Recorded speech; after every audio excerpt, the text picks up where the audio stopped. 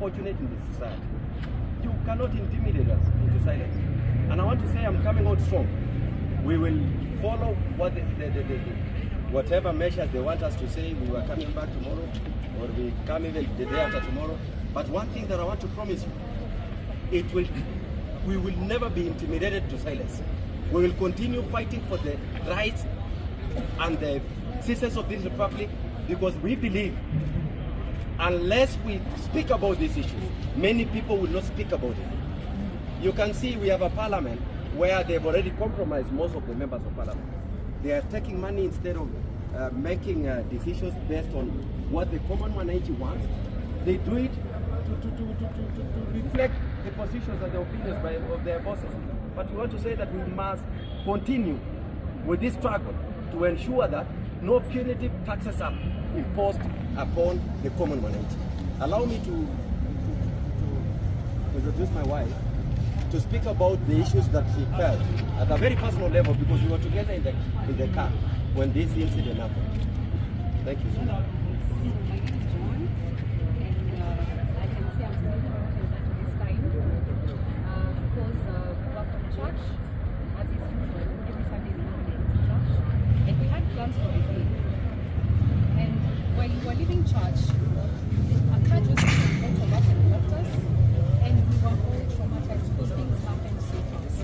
So the thing I just want to say, because the people who came to arrest him, or rather abduct him, were men. You people are fathers. God will have vengeance, because whatever you have left in the hearts of my children, it is only God that can avenge them. Wherever they are still calling and asking, where is God? You know, and I was not even sure whether I'm going home with that.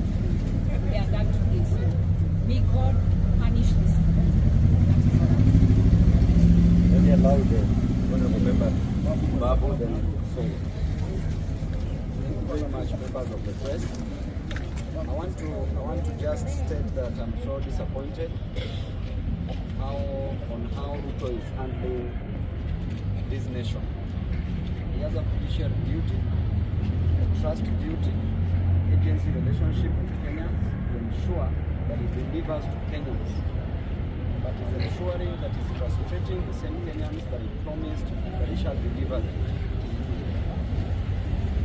The way Mheshimiwa Alfred Keter was arrested today, clearly, not even Ruto was taken to Hague the same way today Mheshimiwa Alfred Keter was arrested.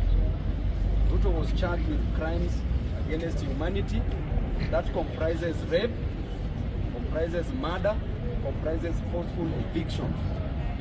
But he wasn't taken to Hague the same way Keter was arrested today, traumatizing children crying in the car, and the same police officers who are suffering the same fate as Kenyans. Is so shameful, and shame on you, Ruto. Shame on you once again.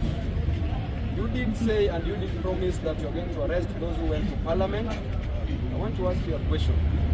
That between the lives that were lost and the part of Parliament that was banned, which one is more important and urgent? Are those lives not more important than the building that you are claiming to protect, where the Parliament and parliamentarians were making retrogressive laws that were not in the interest of Kenyan citizens? And therefore, if you want to charge anybody, you'll have to charge all Kenyans. And your time is coming. Thank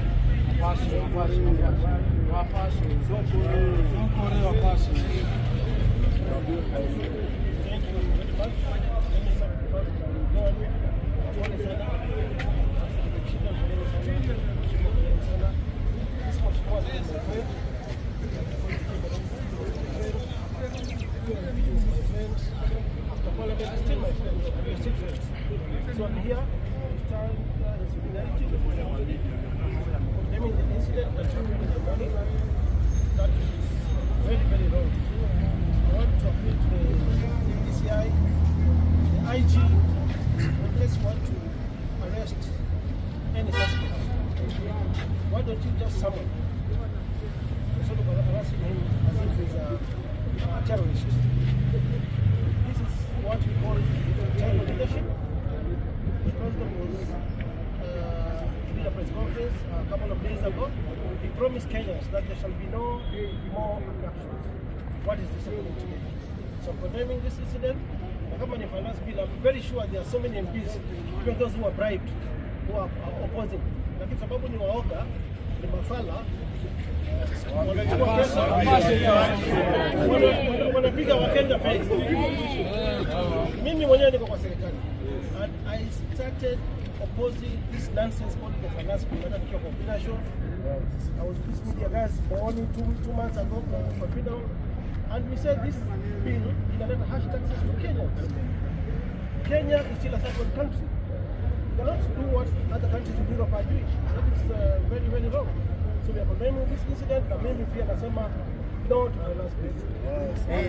Because throughout my political journey, I've been standing with the people. So naendelea kusimama na wananchi to the end of the world. To the end of the world. Niko kwa serikali lakini nadifa na rais kwa hii finance bill, na pia on these abductions nadifa na rais na nadifa na serikali.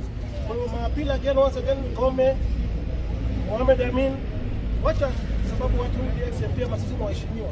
Even to the other activists, hata wale mawakili, hata wale majenzi wanakuwa affected ovyo ovyo. I'm against that. Yes.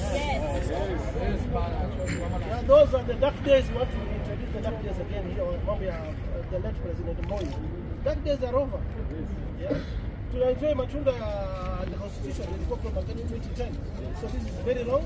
Let's hope going forward, we're not going to see this occurrences again. Tunaona mtu mwingine akiwa abducted tena going forward.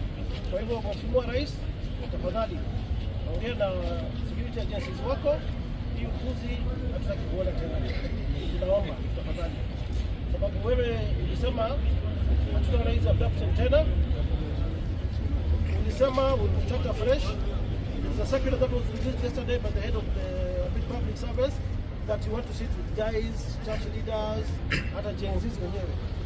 Even a day haijaisha kutoka hiyo circular ipeane na serikali, now we are seeing Mheshimiwa here. Kama huyu Mheshimiwa anashikwa, how about a common member of the public who is against the finance bill? So mimi niko kwa serikali na napinga hiyo finance bill na naendelea kuipinga, na pia napinga abductions zinazoendelea countrywide. Yeah? Wacha tukae kama serikali ambayo inaheshimu Kenya, si serikali ambayo inadhulumu wa Kenya. Thank you very much. Thank you so much.